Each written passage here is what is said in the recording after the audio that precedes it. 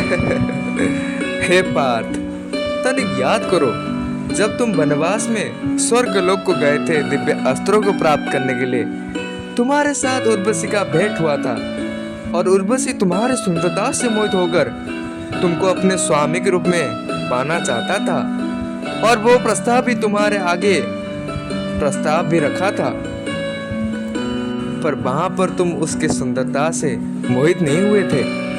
तुम तो उसको माता के स्वरूप देख रहे थे। वहां पर तुम अपने धर्म को नहीं भूले थे, पर यहाँ पर इस युद्ध भूमि में तुम अपने प्रियजनों को देखकर अपने धर्म को क्यों भूल जा रहे हो पार्थ?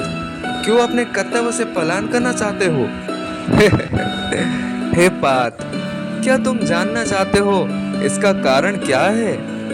हाँ केशव। हे पार्थ, इसका कारण सिर्फ एक ही है। तुम्हारा मन तुम्हारे काबू में नहीं है। तुम यह सोच रहे हो कि बीते कल में इन प्रियजनों के साथ तुम्हारा कितने सुंदर स्मृतियां था, और जब इस युद्ध भूमि में तुम उनको खो दोगे, तुम्हारे आगे आने वाला के समय तुम इस दुख को कैसे सहन करोगे, कैसे इनके बिना जियोगे?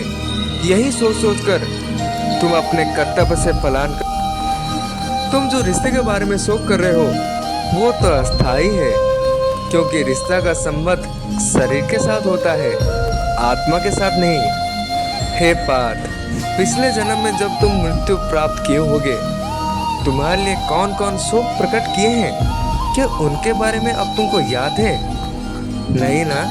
पिछले जन्म में जो भी रिश्ता था, अब इस जन्म में तुम्हारे लिए उनके लिए कोई भी मूल्य नहीं है। वैसे ही इस जन्म में तुम्हारे जो भी रिश्ते होंगे, अगले जन्म में तुम्हारे लिए कोई भी मूल्य नहीं होंगे वो रिश्ते। तो हे पार्थ, तो इन प्रियजनों के बारे में सोचकर तुम क्यों शोक प्रकट कर रहे हो?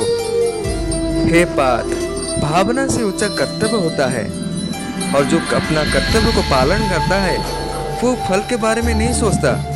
ऐसे ही व्यक्ति निष्काम कर्म योगी होते हैं।